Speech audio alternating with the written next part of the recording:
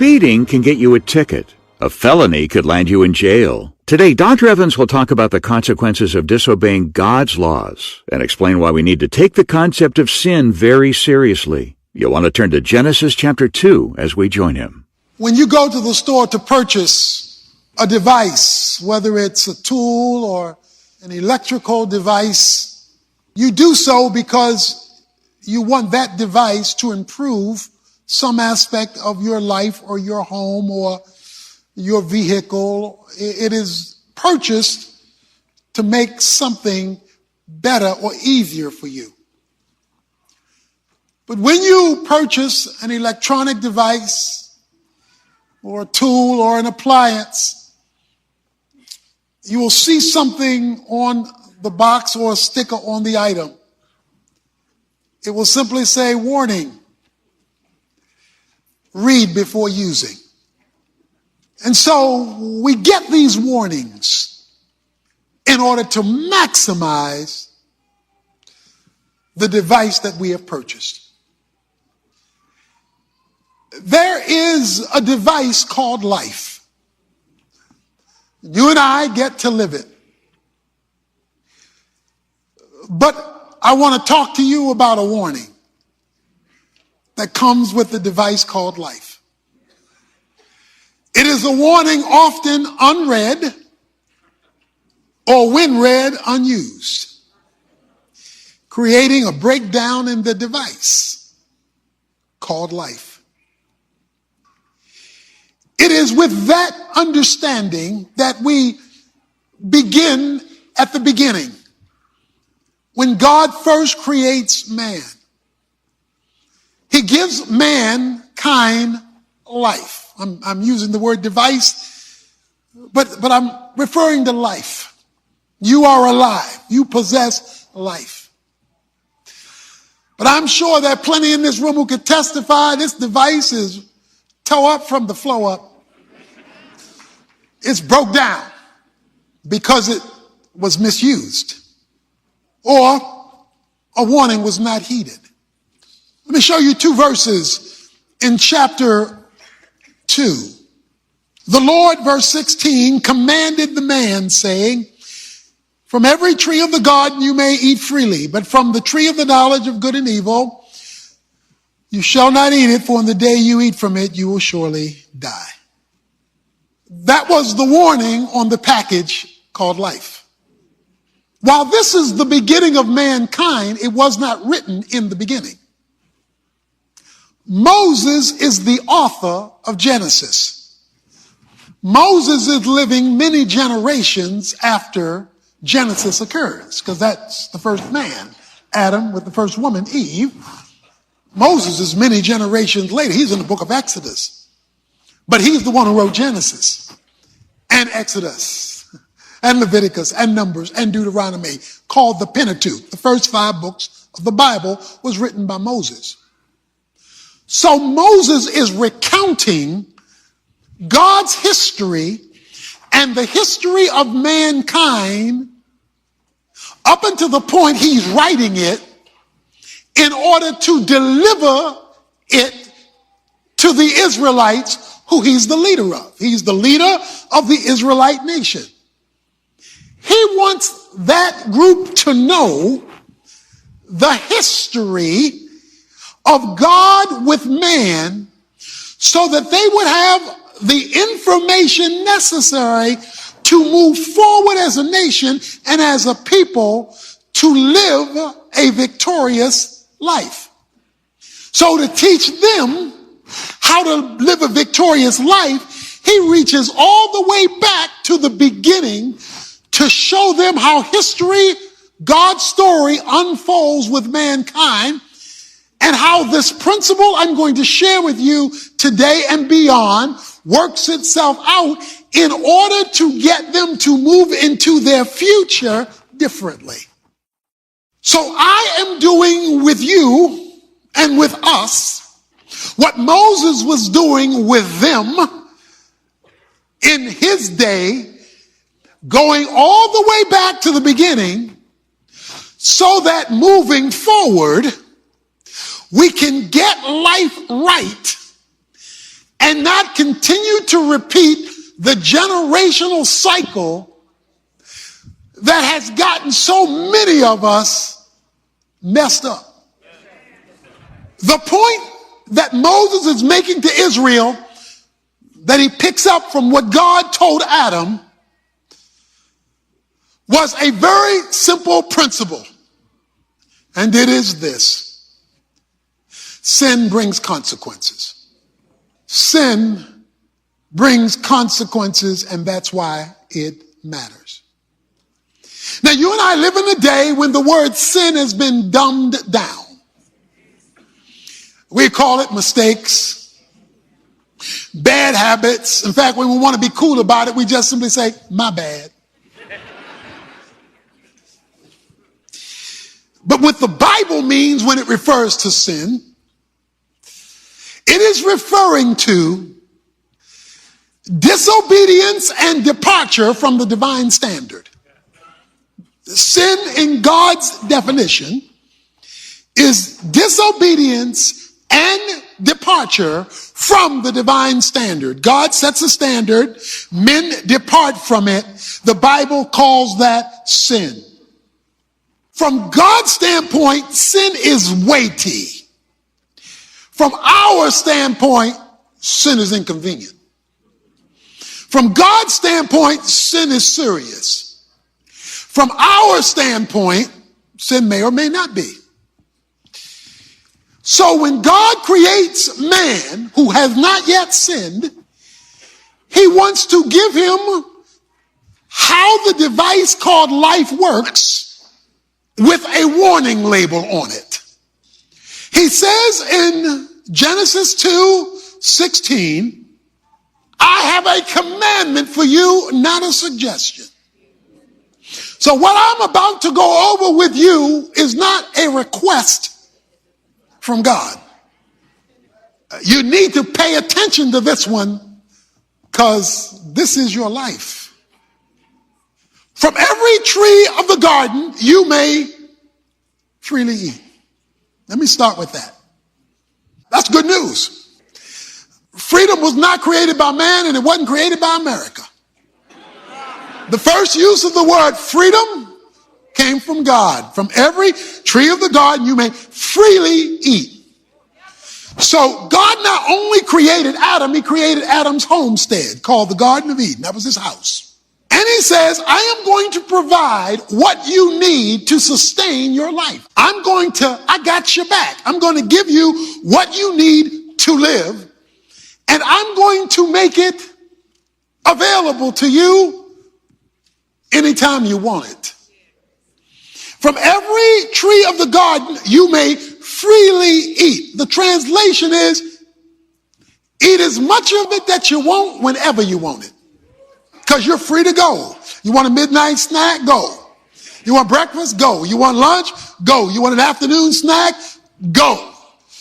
Because you can get what I give anytime you desire it. But you see, the word freedom is a meaningless word unless it is accompanied by choice. You see, freedom assumes you have a choice. And so God says you're free. So if you're free to eat, you're free not to eat.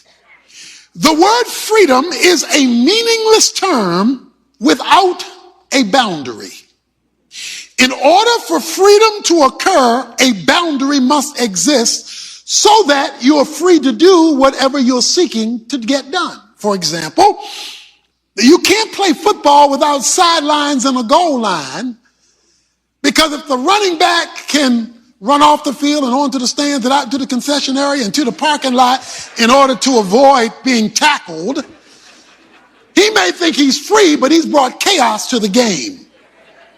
In tennis, you need a baseline in order to be free to play tennis. In baseball, you need a foul line in order to be free to play baseball. In other words, you're only free to do what you're supposed to do if you've got the right boundaries restricting you. The moment you remove boundaries, freedom becomes chaos. So freedom is a meaningless principle without choice and without boundaries. That is restrictions. And so he says, I've got your back, I've got you covered, and you are free. And you are free to enjoy what I have provided. Every tree in the garden you may freely eat, except enter boundary. Enter a warning on the package called life. So God gives us this life, and he says, and you're free to max it, you're free to enjoy it and to live it maximally. But here is the warning label. You see that tree in the middle of your house? So you can't miss it? Because I didn't put it in the middle of your home.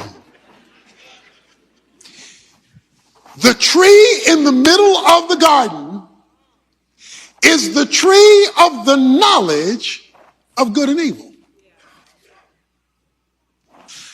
That tree, you do not eat from it, because that tree will kill you.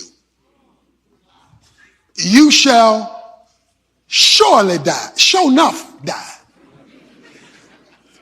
That's the killing tree. You eat that tree and you're going to die. Every other tree, freedom, is available to you, but there is a warning. If you introduce that tree to your life, that tree is going to mess up your accessibility to every other tree, because that tree is going to kill you. So we've got this warning label given by God about our life.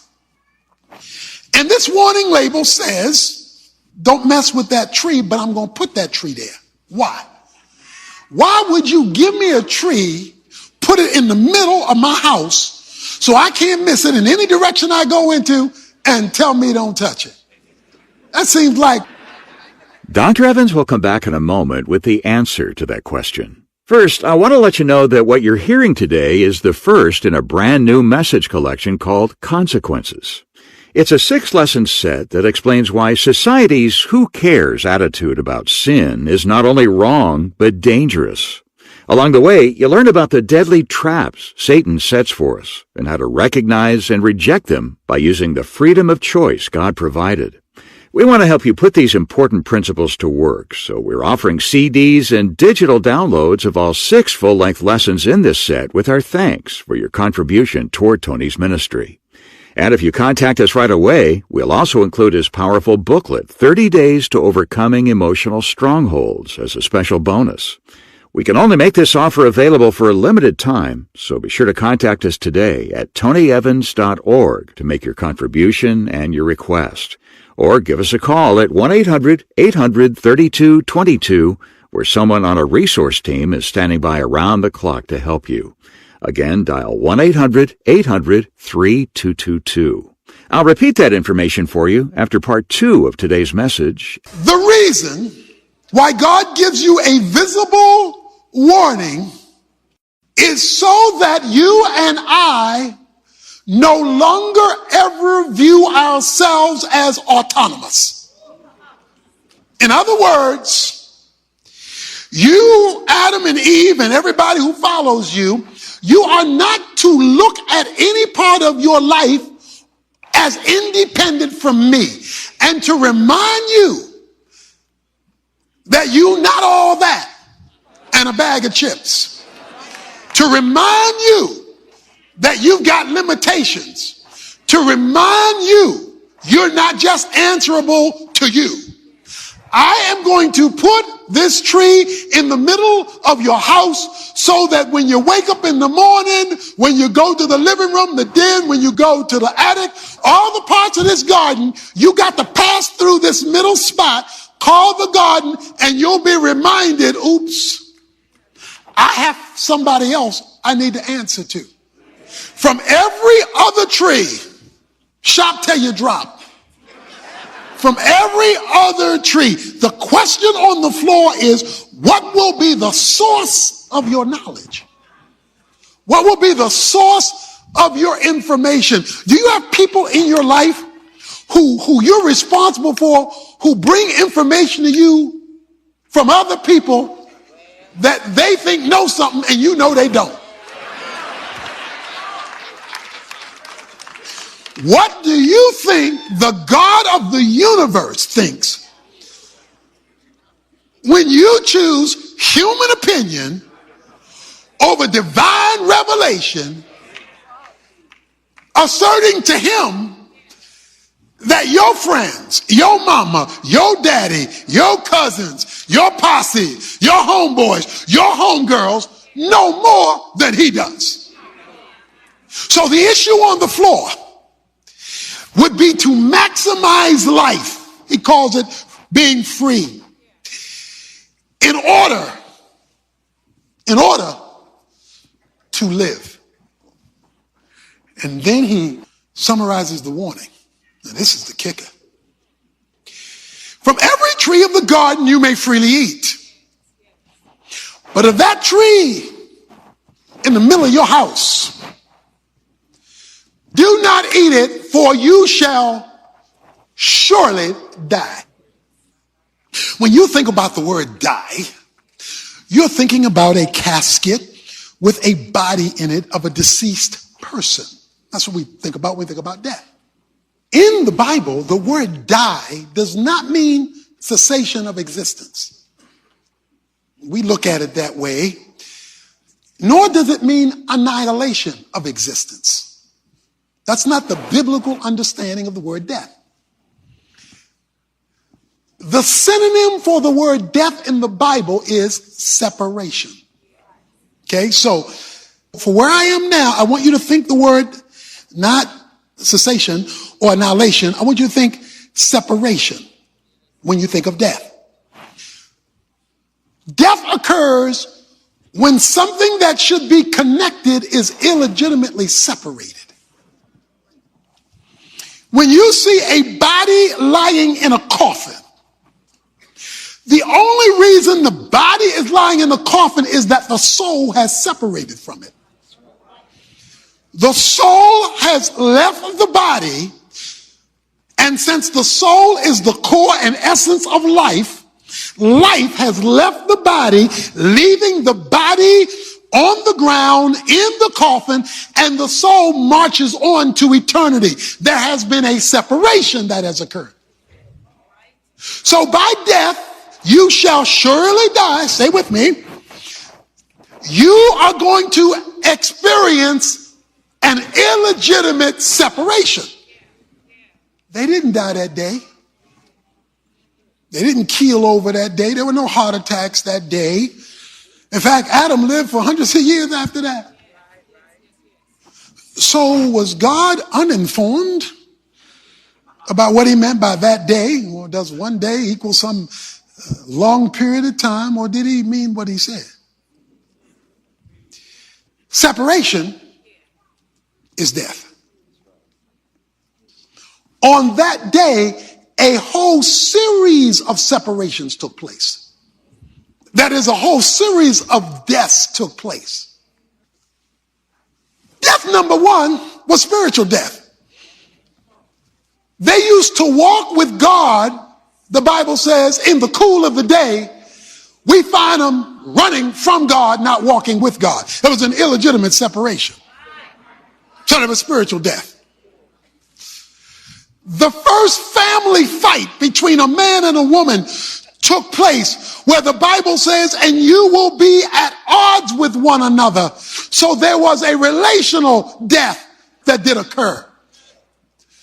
The reason why people talk about my marriage is dead is because there's a separation that has occurred.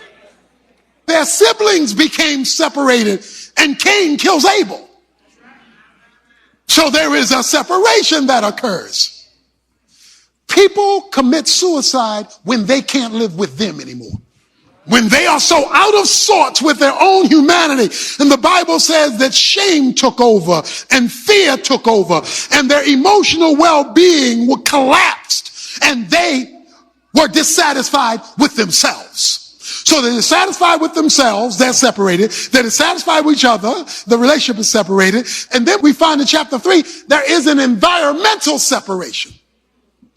The environment goes crazy so that no longer is there order in the environment in which they live. So there was death. A lot of people today, under the sound of my voice, are dead. They're not physically dead like Adam and Eve, but your circumstances are dead. Your well-being is dead. Your relationships are dead. And like people often say, I'm just dying. Because there is an illegitimate separation that has occurred as a consequence of biting the wrong tree. The day you eat from it, you will surely die. The day you go for information independently of me, you don't know it, and it may taste good, but you just bit death. When you and I live our lives independently of divine revelation, a separation occurs. Even though it looks good on the outside and may be good in terms of its look and its taste and all of that, a separation occurs first from God, and then it spins over to everything else. So how do we heal that separation and restore our relationship with God? The Bible is clear there's only one way to do that, through a personal relationship with Jesus Christ. But what does that mean? How does it happen? Dr. Tony Evans will be happy to answer those questions and explain what being a real Christian really looks like. Just visit tonyevans.org and click on the link that says Jesus. While you're there, find out how you can get a copy of today's lesson to review on your own or pass along to someone you care about. The title to request is Why Sin Matters, and you'll get the full-length version that includes content we didn't have time to bring you on the air. Better yet, get it as a part of Tony's current 6-part audio series called Consequences. As I mentioned earlier, it's available right now as our gift to you in appreciation for your donation toward Tony's ministry, along with a special bonus, his popular booklet, 30 Days to Overcoming Emotional Strongholds. Visit tonyevans.org today to get all the details before time runs out. Again, that's tonyevans.org. Or call us at 1-800-800-3222. Our phone center is open 24/7. Again, that's 1-800-800-3222. Every parent tries to teach their children that choices have consequences.